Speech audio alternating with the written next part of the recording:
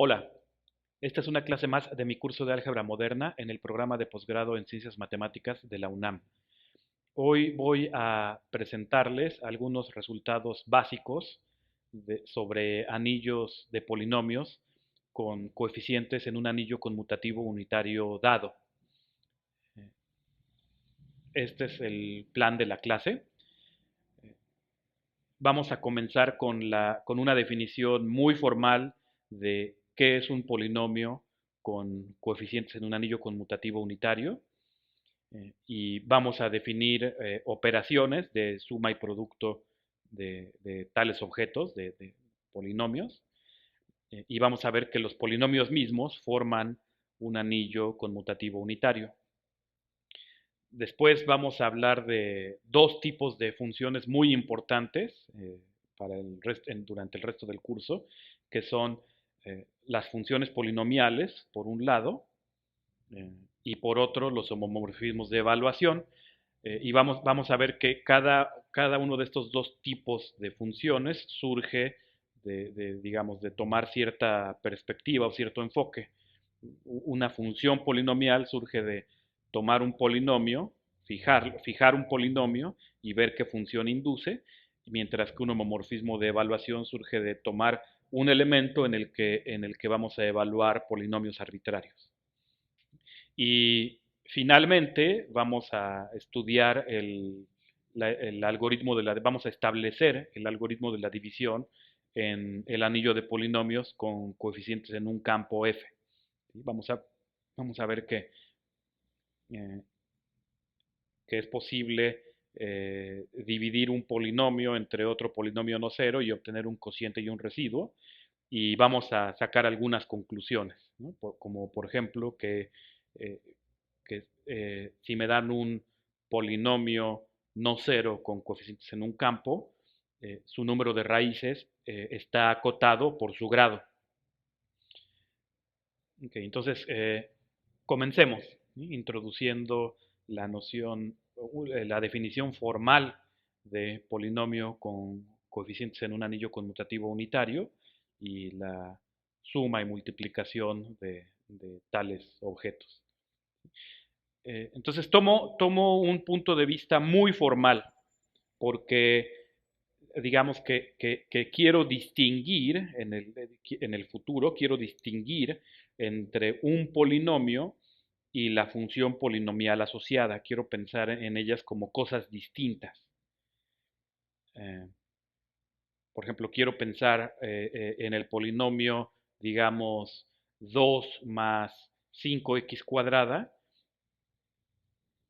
como un objeto que existe de manera completamente independiente de la función polinomial que estudio en cálculo, ¿no? Que a cada número real, digamos alfa, le asocia el número real 2 más 5 alfa cuadrada. Quiero pensar en esos dos entes, en el polinomio y en la función polinomial, como cosas distintas, como objetos matemáticos distintos. ¿Sí? Y es así que adopto un punto de vista muy formal y defino que un polinomio es un polinomio con coeficientes en mi anillo conmutativo unitario A, es simplemente la sucesión de sus coeficientes. ¿Sí? Y a la sucesión de los coeficientes le pido que sea eventualmente cero, ¿no? O sea, que todos los coeficientes, esta sucesión de coeficientes, todos ellos, salvo un número finito,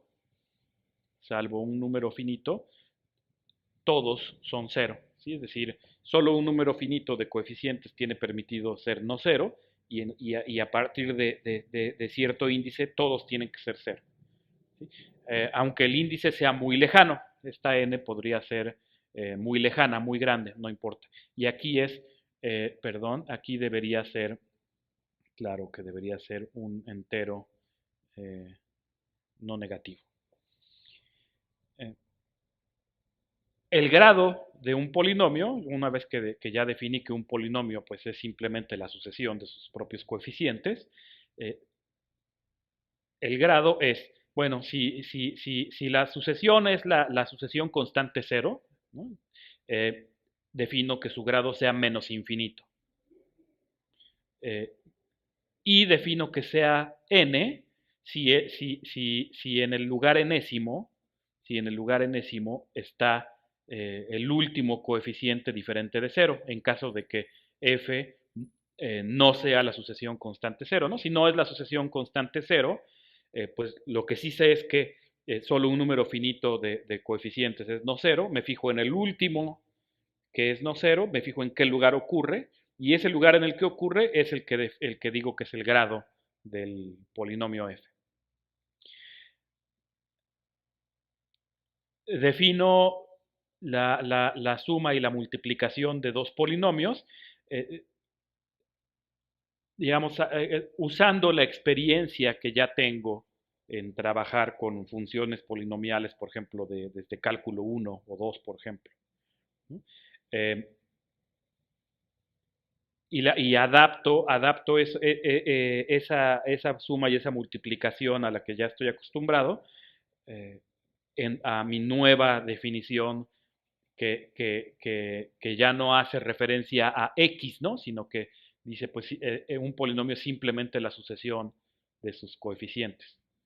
Y es así que el polinomio, por ejemplo, producto, en el lugar jésimo, tiene a esta suma que en su momento surgió de que quería yo forzar la ley de distributividad en polinomios, ¿no? Que la suma distribuyera al producto, eh, digamos, cuando pensaba yo en términos de funciones polinomiales. Pues más sencilla resulta la definición de la suma, ¿no? Que es en el lugar jésimo, pues simplemente es la suma del jésimo miembro y el jésimo miembro. Ok, defino también, fíjense que también puedo, claro que puedo tomar un polinomio y multiplicarlo por cualquier escalar, ¿no? Eh, ¿Cómo? Pues el escalar entra multiplicando cada uno de los coeficientes, ¿no? Esto es reminiscente del hecho de que, por ejemplo, los polinomios con coeficientes reales forman un espacio vectorial sobre R, por ejemplo, ¿no? Y, y- y- y- y corresponde también a, por ejemplo, ver alfa como polinomio de grado cero y usar esta otra definición. Claro que corresponde a eso. Ok, entonces tengo mi suma de polinomios, mi producto de polinomios y mi multiplicación de cualquier polinomio por escalares que salen del anillo conmutativo unitario A. Eh, ok, y el siguiente paso es regresar al punto de vista concreto en el que pienso que cada polinomio tiene ahí pegada una X y sus potencias, ¿no? Y que los coeficientes del polinomio, pues en realidad me van dando quién acompaña a cada una de las potencias de X, ¿no? O sea, el punto de vista al que estoy acostumbrado considera que AJ acompaña a X a la J. Entonces es el siguiente paso que voy a dar para así tomar la filosofía de que ya fui capaz de definir muy formalmente qué cosa es un polinomio, sin hacer referencia a ninguna variable X, ¿no?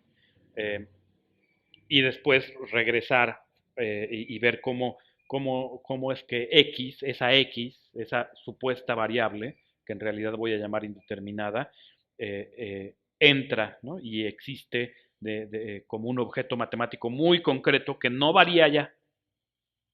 Entonces, eh, observen, cuando en mi definición de polinomio, los lugares empiezan a contarse desde el cero, ¿no? Desde el ceroésimo, eh, porque claro que quiero que haya términos constantes, ¿no? Entonces, por eso, en un polinomio, A0 es su término constante y en realidad A1 es el que quiero pensar que acompaña a X, ¿sí? Entonces, X quiero pensarlo como la sucesión que en el lugar ceroésimo, que en el término constante tiene cero, y luego a la supuesta x, pues el que acompaña tendría que ser el 1 del anillo conmutativo unitario.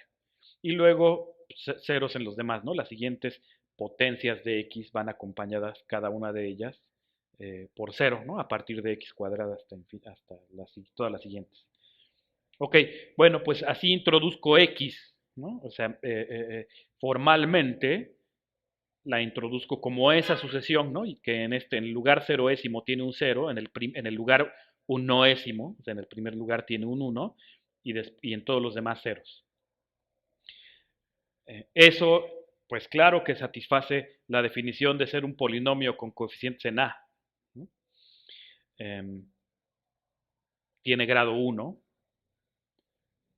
y, y lo que observo es que si me dan cualquier polinomio, en términos de esta x, que es muy concreta, ¿no? Ahí x no es ninguna variable, ¿no? X es un elemento, es un polinomio de acuerdo a esta definición, no es ninguna variable. ¿No? Eh, y simplemente le llamo indeterminada, pero es un elemento muy concreto. Ok, en términos de este elemento muy concreto, cualquier polinomio, si usando estas definiciones, puede ser escrito en esta forma.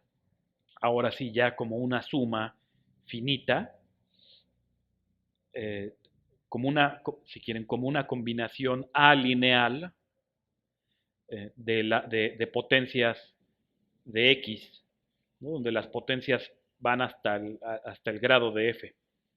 Y claro, con el cero sería la suma vacía, si quieren. Eh, y así puedo ver por ejemplo, la suma, es muy sencillo ver que entonces si escribo f y g en esta forma, entonces f más g eh, eh, tiene esta expansión, eso es un ejercicio muy sencillo, y f por g tiene entonces esta expansión. Y aquí observen, si ignoro por un momento esto, ¿no? Es decir, si nada más tomo x a la j y veo quién lo acompaña, claro que ese que lo acompaña es este mismo. Entonces, eh, es casi directo ver esto, salvo que ahora en particular estoy afirmando que este producto, de hecho, para aquí, ¿no? Es decir, no va más allá. Que en particular me dice, sí, aquí esta definición que diste, en efecto, lo que obtienes es, en efecto, un polinomio, ¿no? Es decir, tiene solo un número finito de coeficientes, no cero, ¿no? Eh, Eso lo dejo como ejercicio, es realmente un juego muy sencillo con estos índices. Ok, y también, pues esta última igualdad resulta entonces obvia. Entonces, estas tres igualdades resultan entonces consecuencia de introducir esta x, ver que cada polinomio puede ser expandido en términos de las potencias de esa x de esta manera y usando las definiciones de estas operaciones, ¿no? Es que puedo verificar esto. Ok, y pues a lo que llego, tengo ya una suma y una multiplicación en particular, ¿no? De polinomios.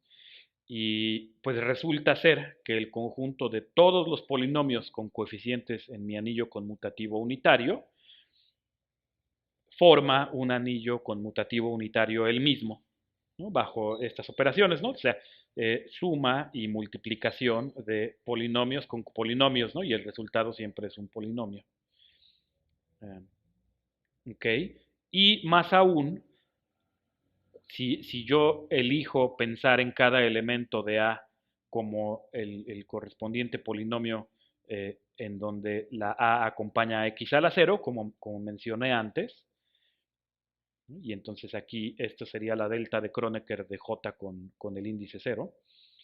Eh, esa función es un homomorfismo inyectivo de anillos unitarios y eso me permite entonces pensar directamente en A como subanillo unitario del anillo de polinomios A de X. Ok. Y de hecho, si A es un dominio entero, pues aquí voy a usar DE para abreviar dominio entero, no dominio euclidiano, dominio entero. Entonces el anillo de polinomios también lo es. Y eso ya eh, resulta claro. Bueno, digamos, voy a dejar 1 y 2 como ejercicio y voy a probar 3. Y de hecho en la prueba de 3 va a ir escondido o escondida la prueba del hecho de que justamente cuando pienso en este producto, eh, ya más allá de grado de f más grado de g, ya x a la j va acompañado por, esta suma es cero. ¿Sí? Entonces va a ir en la prueba de que si A es dominio entero, entonces el anillo de polinomios también lo es, va a ir escondida esa prueba. Ok, entonces ahora consideren pues justo esta igualdad. ¿Sí? Y piensen en el coeficiente que acompaña a x a el grado de f más el grado de g. ¿Sí? Incluso fíjense, aquí podría yo haber puesto hasta infinito, ¿no? Y de todas formas ver quién acompaña a este. ¿Sí? Ok. Él es, pues es cuando j vale él, cuando j vale esa suma. ¿Ok? Y entonces, pues en lugar de j, aquí tomo esa suma y en lugar de j escribo eso. Ok, ¿no? En lugar de j. Ok, y ahora observen, si k es menor que el grado de f, si k es menor que el grado de f, entonces pues el grado de f menos k es positivo, más el grado de g pues me da mayor que el grado de g. Ok, y entonces eso significa que en este caso, este subíndice es mayor que el grado de g y eso significa que el correspondiente b es cero, porque más allá del grado de g, b ese índice es cero. Entonces esto es cero. Y eso significa que el sumando correspondiente a tal k es cero. Ok, ahora, después del grado de f, el correspondiente a es cero. ¿Por qué? Porque más allá del grado de f, la a con ese índice tiene que ser cero. Ok, y eso significa que entonces en toda esta suma, el único que realmente puede contribuir es A grado de f, B grado de g. Ok, pero si f y g son no cero, cosa que debí, bueno, sí, que aquí está supuesta, ¿sí? Eh, este es diferente de cero porque A es dominio entero, ¿no? Y entonces dos cosas distintas de cero siempre me da, el subproducto siempre me da distinto de cero. Y ya terminé, ¿sí? Y observen que justo va ahí escondida la prueba de que más allá de aquí tiene que ser cero, ¿no? Porque simplemente el A y el B se desfasan demasiado. Ok. Definición. Pues, cómo le llamaré? Pues claro que le voy a llamar el anillo de polinomios con coeficientes en mi anillo conmutativo unitario A.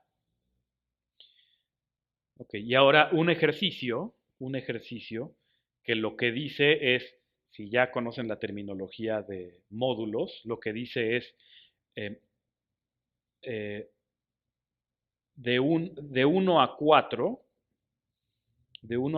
como a estas alturas ya sé que este es un grupo abeliano con la suma de polinomios que definí. Entonces, el hecho de que es grupo abeliano junto con 1A4 aquí, lo que me dicen es que A de X, el anillo de polinomios, es un módulo izquierdo sobre A. ¿Sí? Es un A módulo. Y junto con 5, lo que obtengo es la afirmación de que A de X es un álgebra sobre A, es una A álgebra.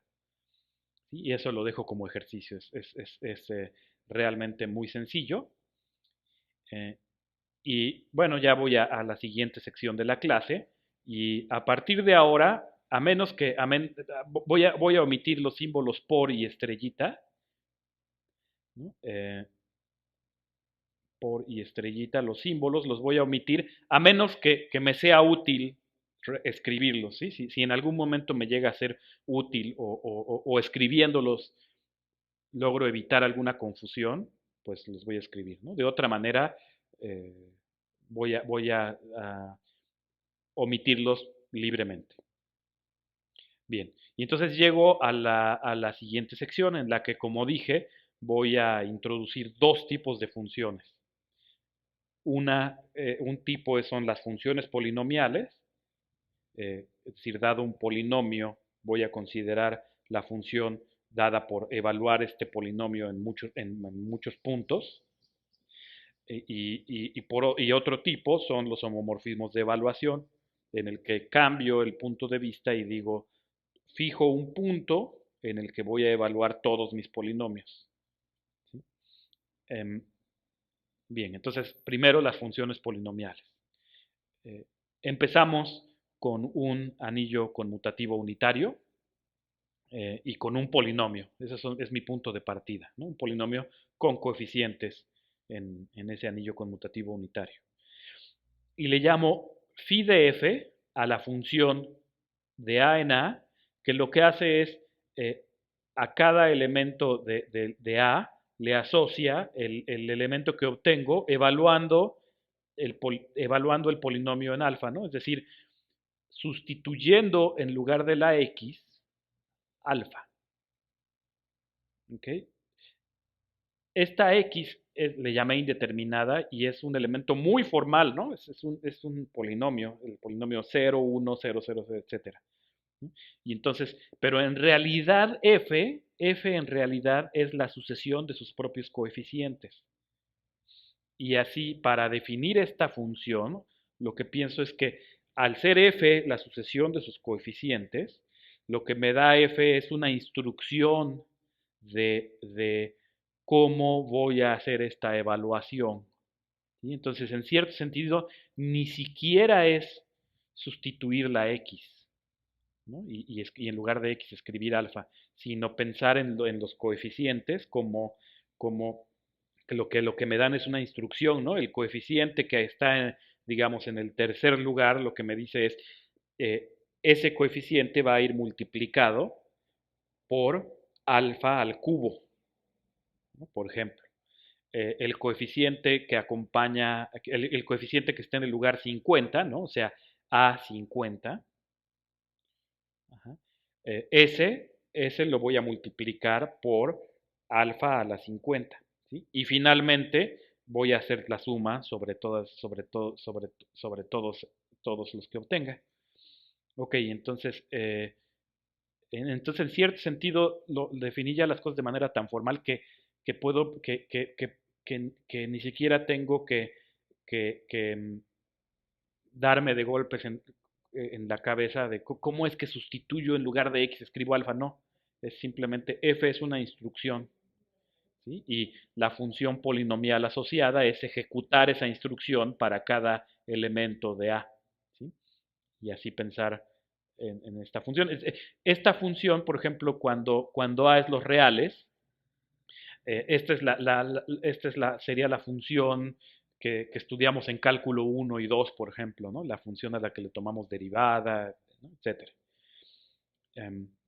Ok, y todavía el comportamiento es bastante bueno en el sentido de que, aunque claro que estoy distinguiendo entre un polinomio y su función polinomial asociada, y claro que tienen naturalezas distintas, la función que a cada polinomio le asocia su función polinomial asociada, ¿sí? Es un homomorfismo de anillos unitarios.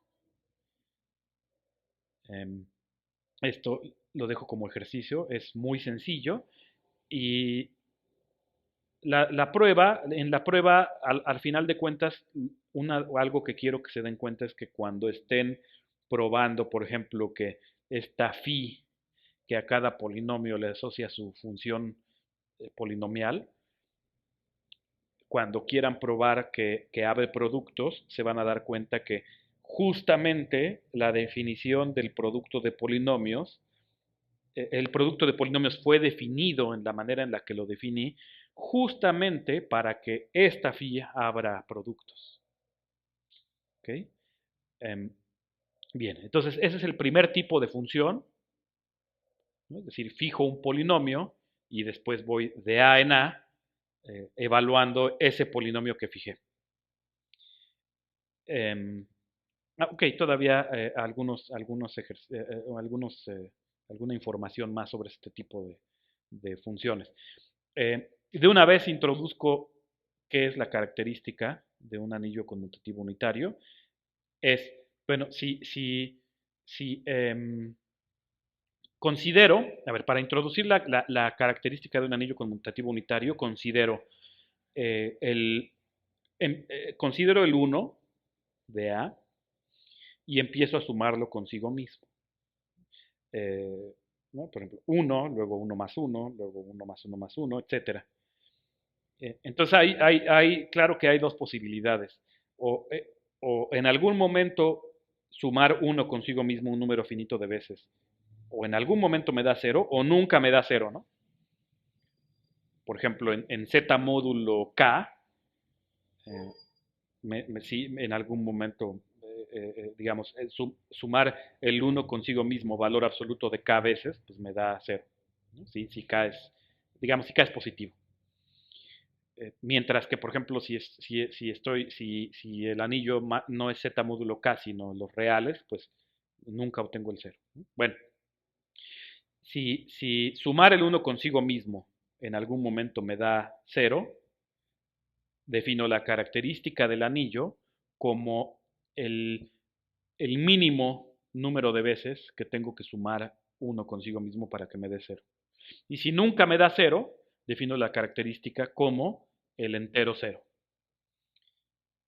Entonces, por ejemplo, la característica de los números enteros, y aquí debió de haber sido los enteros, es 0. La característica de los racionales, los reales y los complejos, todas son 0, mientras que la característica de z módulo n, para n positivo, es n. Ok. Y esto lo introduzco porque es una noción muy importante, pero también para dejarles un par de ejercicios para que tomen práctica con estos homomorfismos de evaluación y con esta función, ¿no?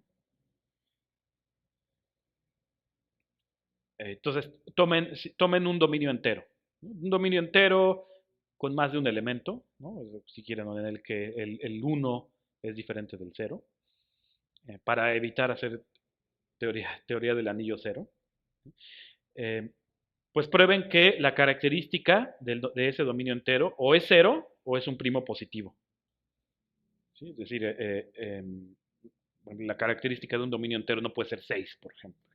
¿Sí? Es un ejercicio muy sencillo que usa directamente el hecho de que está uno trabajando con un dominio entero. Y si la característica es 0, entonces este homomorfismo que a cada polinomio le asocia su función polinomial, o la función polinomial de A en A que él determina, es un homomorfismo inyectivo. ¿Sí? Entonces, digamos, encaja el anillo de polinomios en el anillo de funciones de D en D. ¿Sí? Pero bueno, si la característica es positiva, entonces no es inyectivo. Y justo 3 tres es una de las razones por las que decido pensar en un polinomio como algo que existe de manera totalmente independiente de su función polinomial asociada, ¿no? Lo que me dice 3 es que hay situaciones, hay dominios enteros en los que polinomios distintos determinan la misma función polinomial, ¿sí? Y entonces pasar a la función polinomial sí eh, es una pérdida efectiva de información en esos casos. Ok, y el siguiente ejercicio es que en cuanto a la suprayectividad, están los dos casos. Hay dominios enteros para los que hay funciones que no son polinomiales y hay dominios enteros para los que toda función es polinomial. Entonces, ejercicio, dar ejemplos. No son muy complicados y de cualquier forma más adelante en el curso vamos a regresar a ese tipo de preguntas. Ok, y ahora cambiamos la perspectiva. Ahora en lugar de fijar un polinomio y evaluarlo en puntos arbitrarios, tomo ahora un punto, lo fijo y evalúo polinomios arbitrarios en ese punto. Entonces vuelvo a empezar con mi anillo conmutativo unitario y ahora en lugar de f fijo alfa en a. ¿Sí? Y entonces la función evaluación en alfa a cada polinomio le asocia la evaluación de ese polinomio en alfa. Que esto ya digamos, ya lo había definido. Observen que esto no es otra cosa más que phi f, esa función polinomial evaluada en alfa. ¿Sí? Y entonces, es decir, tengo dos notaciones para este mismo elemento, y de nuevo, si ahora fijo mi alfa, esta función evaluar en alfa es un homomorfismo de anillos unitarios.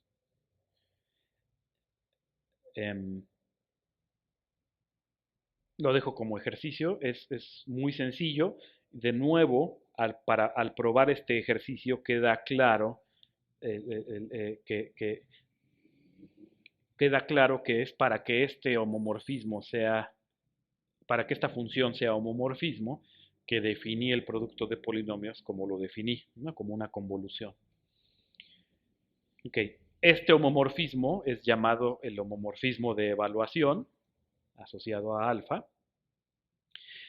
Eh, y pues claro, observo, ¿no? Lo que ya dije, que es que eh, eh, este es justamente phi f evaluado en alfa, ¿sí? Y puedo pensar digamos, puedo pegar mis dos funciones, digamos, puedo pensar en obtener una función grandota pegando funciones polinomiales con homomorfismos de evaluación, como pues pensando en una función de dos variables, que a cada pareja consistente de un polinomio y un elemento alfa, pues ¿qué hace? Pues evalúa el polinomio en alfa. ¿Sí? Y así, pues lo que veo es que si fijo una coordenada, eh, eh, entonces lo que obtengo es la función polinomial de A en A, mientras que si fijo un alfa aquí, lo que obtengo es el homomorfismo de evaluación de A de X en A. Ok, entonces tengo mis dos eh, tipos de funciones. El segundo tipo de función va a ser el que, digamos, de alguna forma es el que vamos a estudiar más en este curso, en cierta manera. Y observen, voy a generalizar ahora un poquito esta situación, ¿no? Esta situación en la que tengo mi alfa en A y considero la función evaluación de A de X en A. Lo voy a generalizar con una especie de juego que parece un poquito como qué fue primero el huevo o la gallina, ¿no? En el sentido de que parece más general, pero en cierta forma no es más general. En fin, tomen un anillo conmutativo unitario, un subanillo unitario, que él en sí mismo es también anillo conmutativo unitario, y en, eh, un alfa en A, en A,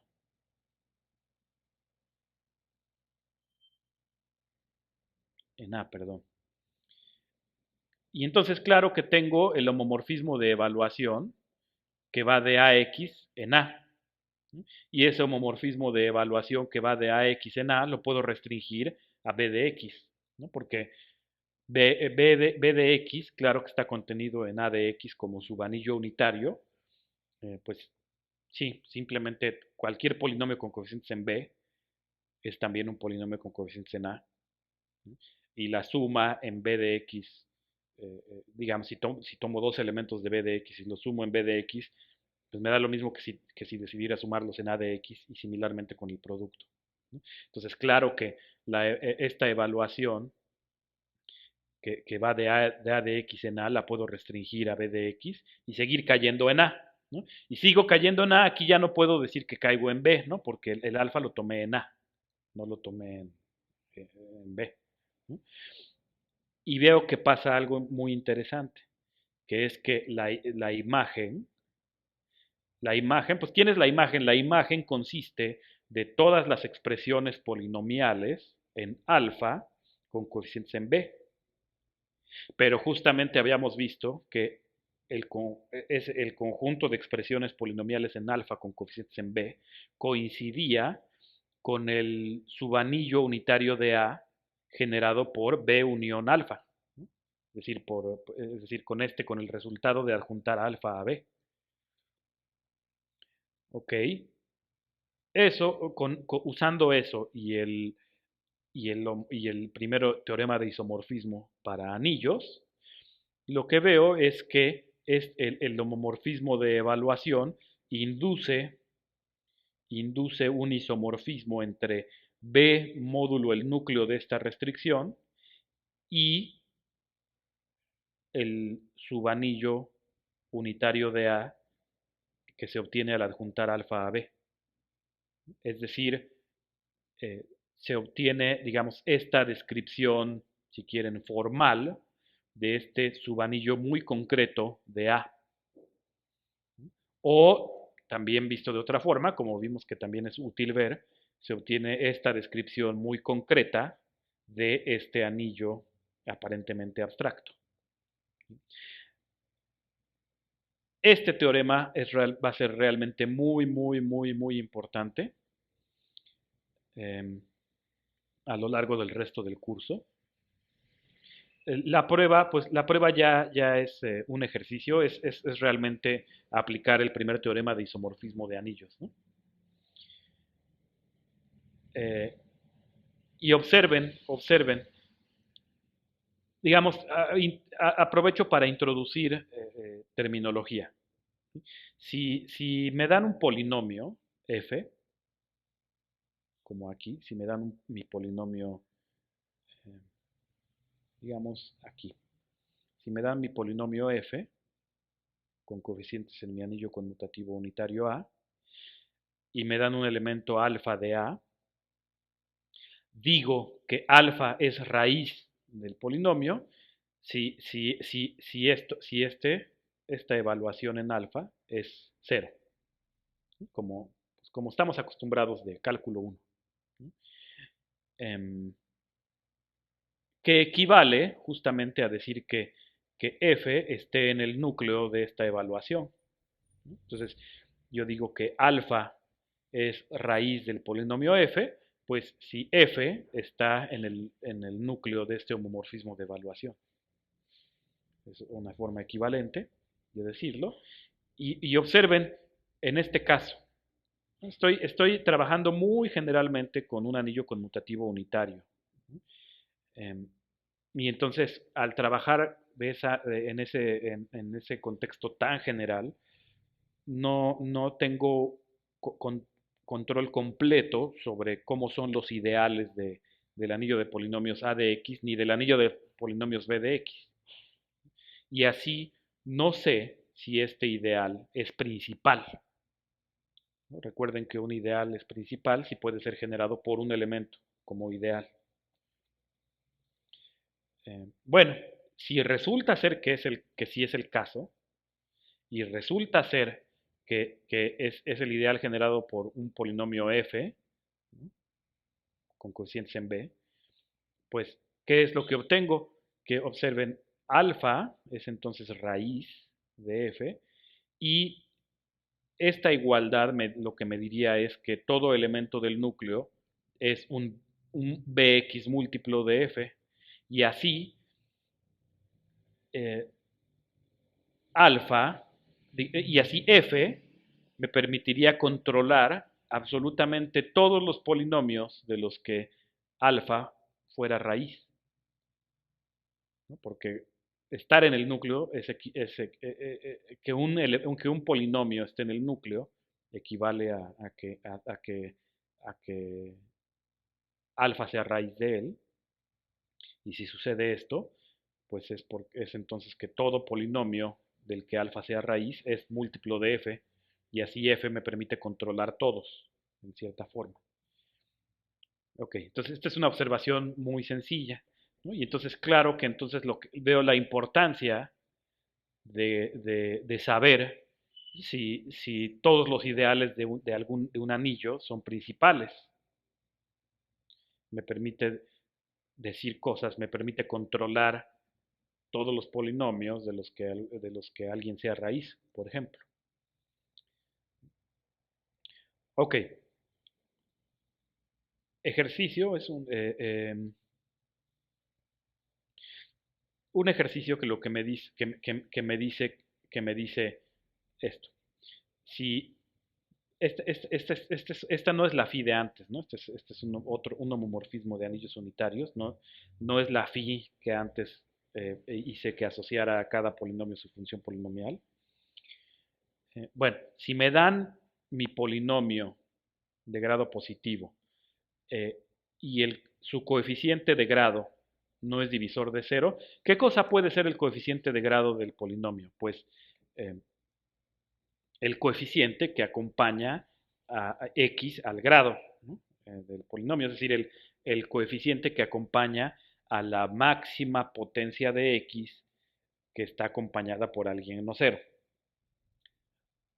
Okay. Si ese coeficiente no es divisor de cero en B, ¿qué es ser divisor de cero en B?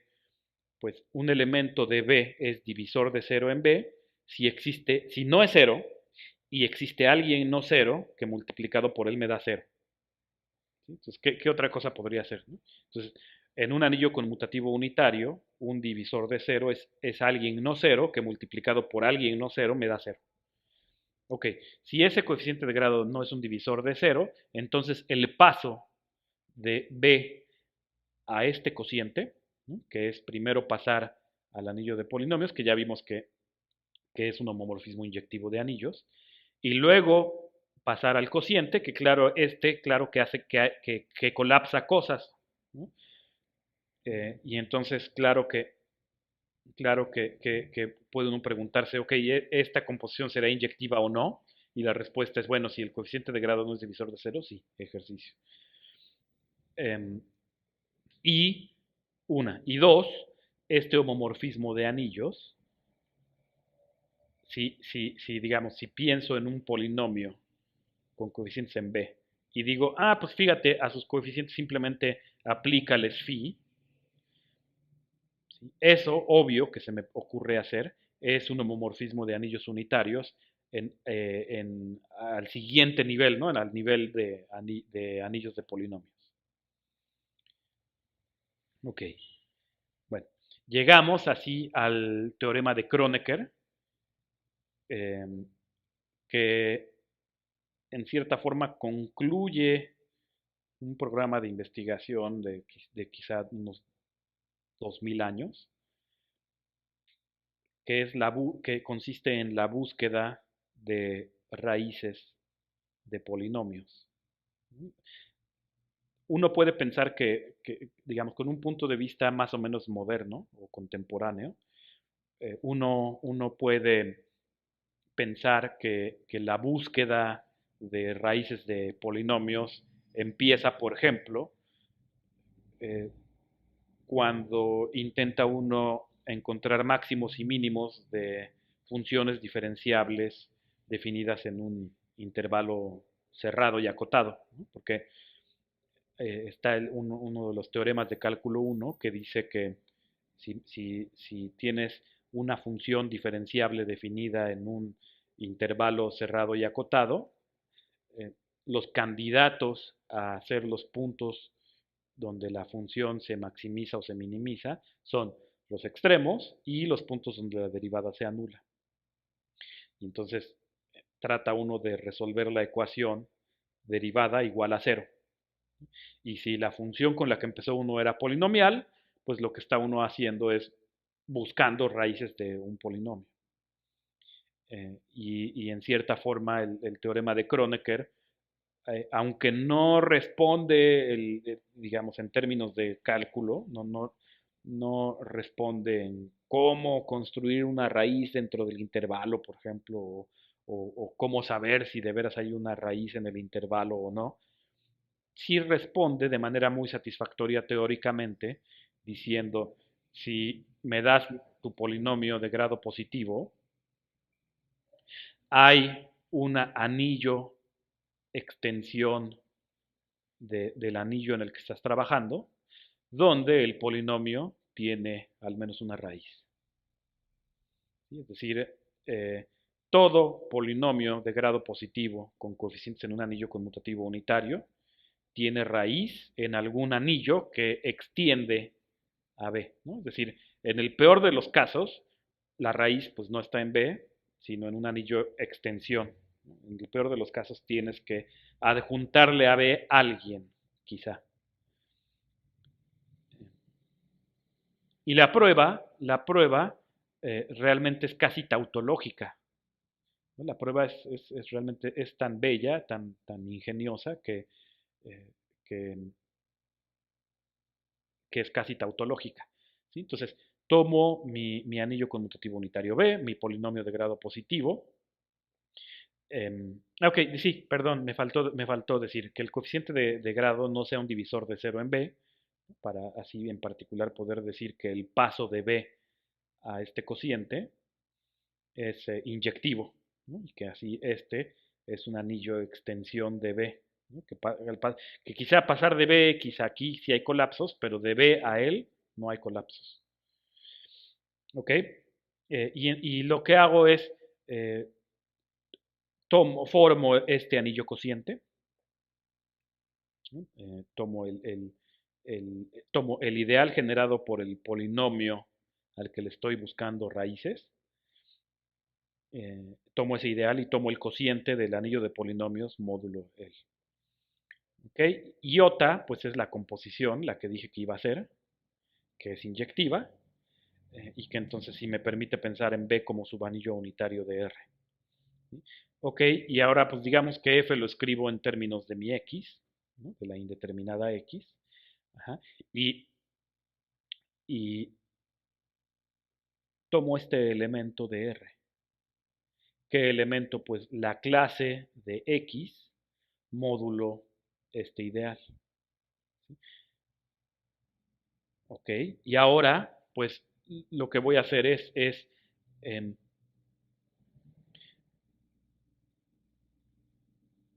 iota, ¿sí? Observen, y tengo iota que es este homomorfismo de B en R, ¿no? Es esta composición de B en R.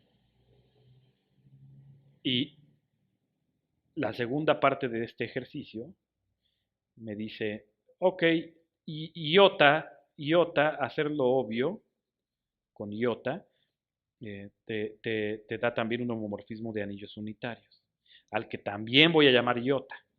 ¿Sí? Entonces pienso en iota de f como el polinomio con coeficientes en R que resulta de aplicar iota a los coeficientes de f. ¿Okay? ¿Okay? Y entonces este es un polinomio con coeficientes en R. Ese polinomio lo evalúo en alfa. Y cuando lo evalúo en alfa, pues trabajo ya formalmente módulo este ideal, ¿no? O sea, esto me da igual, es tomar clase de equivalencia, ¿no? Módulo el ideal. Pero tomar clase de equivalencia abre sumas y abre productos. Entonces, en realidad me da... no, perdón. Corrijo, perdón. Evaluar este polinomio en alfa, perdón, corrijo, es tomar los coeficientes,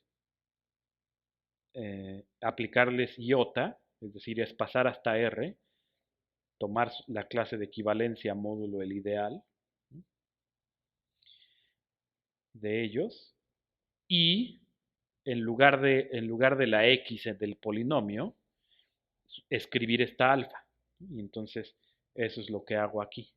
En lugar de la x del polinomio escribo la alfa. Y entonces alfa va a la j, acompañado de este, que es el resultado de aplicarle a AJ iota. Ok. Y ahora sí, me doy cuenta que esto es una suma de productos de clases de equivalencia módulo ideal. Y yo sé que puedo, que me da igual, el producto de clases es la clase del producto y suma de clases es igual a la clase de la suma. Y entonces paso hasta aquí, ¿no? Digamos, haciéndolo paso por paso, llego hasta acá. Y cuando llego aquí me doy cuenta que es la clase de equivalencia módulo ideal, ¿de quién? Pues justamente de mi polinomio f. Pero esa clase de equivalencia en R es el 0 de R. Y así, esta alfa es una raíz del polinomio. ¿Sí? Y aquí, digamos, aquí, si en algún momento se empiezan a confundir sobre, es que iota de f lo escribo en términos de f, no, piensen en iota de f como la sucesión de sus coeficientes. Pensándolo así, evita uno cualquier posible confusión en esta prueba. Ok, el caso más importante en este curso es justamente cuando B es un campo, ¿no? Y F es un polinomio de grado positivo con coeficientes en el campo. Observen que si B es campo, entonces cualquier polinomio de grado positivo automáticamente cumple que su coeficiente de grado no es divisor de cero. Entonces, esta aparente, esta aparente hipótesis incómoda no lo es, porque en el caso de campos se cumple automáticamente. Ok, y finalmente me voy a enfocar en el caso de cuando B es un campo, F, ¿no? F por field, ¿no? Y voy a empezar a estudiar este anillo de polinomios con coeficientes en el campo F. Eh, Ahorita lo que voy a ver es que hay algoritmo de la división en ese anillo. Después vamos a profundizar más en el estudio de este anillo y, y- y vamos a ver cómo se ven los irreducibles eh, en algunos casos, ¿no? Por ejemplo, cuando F es el campo de los racionales o cuando F es el campo de los complejos, por ejemplo. Y después incluso cuando F es un campo finito. Ok. ¿Qué es el algoritmo de la división? Pues el algoritmo de la división es pues, que pueda yo tomar dos polinomios con uno de ellos distinto de cero y dividir entre el polinomio que no es cero y obtener un cociente y un residuo. Eh, que ser cociente y residuo significa que f tiene que ser igual a gq más r, y ser residuo es que el grado de r sea estrictamente menor que el grado del polinomio entre el que estoy dividiendo. Así que al dividir entre g baje el grado en el residuo. ¿Sí? Ok, pues que existan esos es el algoritmo de la división, y en este caso podemos decir que de hecho Q y R son únicos, ¿no? Q y R con estas propiedades. Aunque hay, digamos, cuando generalicemos la noción de algoritmo de la división, no vamos a pedir unicidad, solo vamos a pedir las propiedades análogas a estas dos. Bien. Pues la prueba, si ya vieron la prueba del algoritmo del teorema del algoritmo de la división para los enteros, es completamente análoga. ¿Sí? ¿Qué hace uno? Pues considera el conjunto digamos, de todas las cosas de la forma f menos gq, ¿no? De todos los candidatos a ser el residuo. Y toma uno los grados y toma uno un elemento de ese que minimice al grado, eh, que lo minimice con respecto a los elementos de ese, ¿no? Eh, lo toma uno y muestra uno que este R, para el que el grado del elemento correspondiente es mínimo, R es un elemento que se puede expresar en esa forma, que ese funciona, ¿no? Es decir, que tiene esta propiedad. Eh, ¿Cómo prueba uno eso? Pues dice uno, ¿qué pasa si no? Si no, y hace uno, digamos, se hace una especie de truco, ¿no? Si no, si el grado de R fuera mayor o igual, em, si el grado de R fuera mayor o igual al grado de G, escribiéndolos en términos de X, digamos aquí M es el grado de G y L es el grado de R, pues en particular L menos R sería no negativo y podría yo considerar, digamos, a G, ¿qué podría yo hacer a G? Aumentarle, digamos, subirle el grado hasta llegar al grado de R, ¿no? Y hacer la manipulación correspondiente para tronar el coeficiente de grado de R. Y al tronarlo, llegar a un polinomio de grado menor que R que siga siendo expresable en la forma f menos g por alguien. Y entonces contradiciendo la forma en la que R fue elegido, ¿no? Que fuera el que minimizaba el grado para todas estas cosas de esa forma, f menos g por alguien. Ok, y entonces llega uno, pues sí, entonces sí tienen que el que minimiza el grado tiene ya que satisfacer esto, y entonces prueba uno, pues sí que Q y R con esas dos propiedades existen, y la unicidad eh, se sigue de una consideración por grados, ¿no? Si yo tuviera otra pareja con esas dos propiedades, ¿no? Pues paso las Q de un lado y las R del otro, ¿no? Porque eh, GQ más R es F y GQ1 más R1 es F. Y entonces me olvido de la F, nada más tengo esa igualdad entre GQ más R1 perdón, GQ más R y GQ1 más R1. Ok, entonces paso las Q de un lado y las R del otro. Y lo que veo es, pues esta diferencia, su grado es estrictamente menor al grado de G. ¿No? No, porque yo ya sé que el grado de R1 es menor que el grado de G, el grado de R es menor que el grado de G. Con su diferencia, nunca le puedo pegar al grado de G. Ok, y eso por un lado. Y por otro, de aquí, yo veo que si este producto no fuera cero, el grado de G tendría que aumentar porque estoy trabajando con coeficientes en un campo. Ok, pero pues entonces esto tiene que ser cero porque el producto me da algo de grado menor que el grado de G. Entonces esto tiene que ser, este tiene que ser cero. Ok, y pues este entonces también. Pero pues que sean cero es que justo Q sea Q1 y R1 sea R. Ok, bien. Em, una consecuencia importantísima, ¿no? Ya, de hecho, ya vimos que es importante saber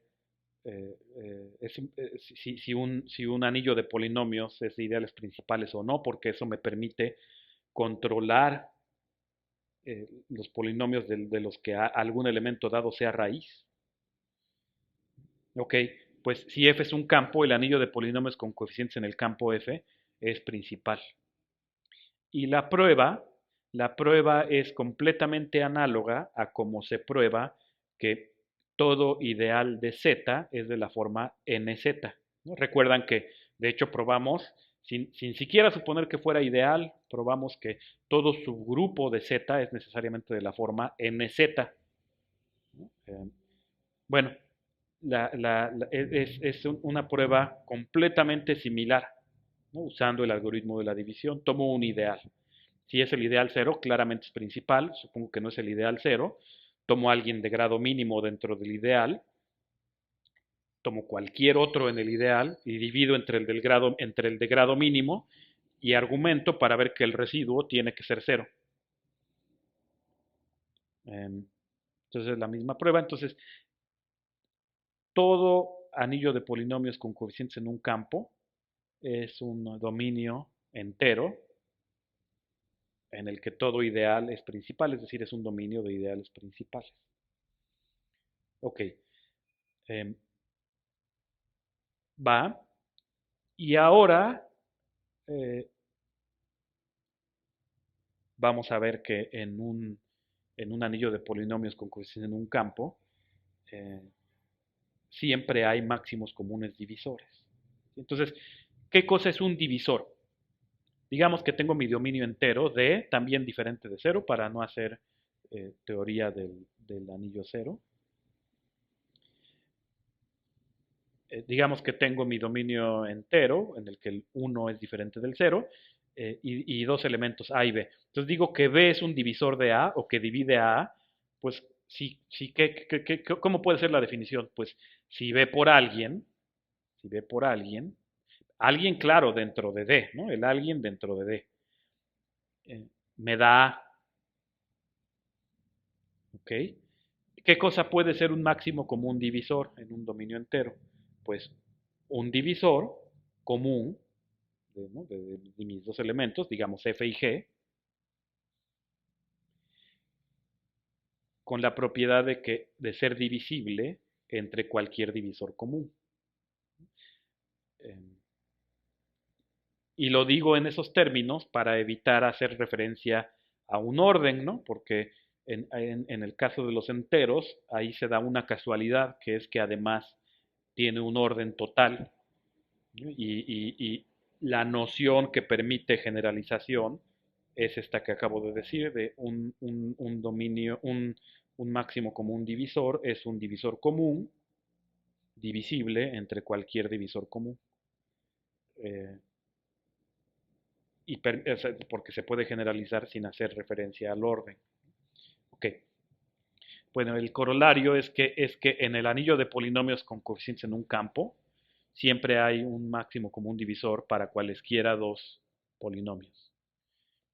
Y la prueba, pues la prueba es, pues observen esto, en esta definición de ser divisor, ¿no? Que B divide a A o es divisor de A, B divide a A o es divisor de A, si, ¿qué pasa? Si A, si el dividido o el divisible pertenece al ideal generado por el divisor. ¿Sí? Entonces, aquí podría yo haber dicho B divide a A si A pertenece al ideal generado por B. Si lo ve uno así, un máximo común divisor sería un elemento con la propiedad de que F pertenezca al ideal generado por D, G también, y si F y G pertenecen al ideal generado por alguien, D también. Piénsenlo un poco y lo que está uno buscando es un generador del ideal generado por F y G, o sea, por la unión, ¿no? O sea, bueno, por este conjunto, F, G. ¿No? O sea, si este ideal es principal, ¿no? Lo escribo, si es así, lo escribo como el ideal generado por un D. ¿Y qué es lo que obtengo? Pues que F está, G está, es decir, D divide a ambos. Y si F está en un ideal y G está en un ideal, eh, D también está, ¿no? Porque por la igualdad, D también está en el ideal generado por el H. Ok. Y entonces la existencia de máximos comunes divisores se sigue simplemente del hecho de que este ideal es principal. Cualquier generador es un máximo común divisor. Okay. Otro corolario, si me dan un polinomio con coeficientes en mi campo f y me dan un elemento arbitrario, eh, por un lado puedo dividir f entre este polinomio de grado 1 y obtener un residuo, que es entonces un polinomio de grado 0, ¿no? El residuo es un polinomio de grado 0, es decir, un polinomio constante, es decir, un elemento de f, bajo la inclusión de f en f de x, por un lado. Y por otro, ¿de qué otra forma puedo obtener un elemento de f? Pues simplemente evaluando f en alfa. Bueno, pues los dos elementos de, de f que obtengo coinciden, ¿no? Es decir, el residuo de dividir f entre alfa es la evaluación de f en alfa, que ahora sí ya voy a empezar a llamar así f evaluado en alfa, ¿sí? Claro, aquí, pero esta notación no significa que estoy pensando en f como función, ¿no? Es simplemente la notación como porque ya estoy demasiado acostumbrado a esa notación. Ok, y la prueba es muy sencilla. La prueba hace uso simplemente del hecho de que ev alfa es un homomorfismo de anillos unitarios. Ok, consecuencia, pues alfa es raíz, es decir, esta cosa es cero, si y solo si el residuo es de dividir f entre x menos alfa es cero. Es decir, alfa es raíz, si y solo si x menos alfa divide a f en este anillo de polinomios. Ok, y corolario, corolario muy importante, que es que si estoy trabajando sobre un campo, y tomo un polinomio no cero, el número de raíces del polinomio en el campo está acotado por su grado.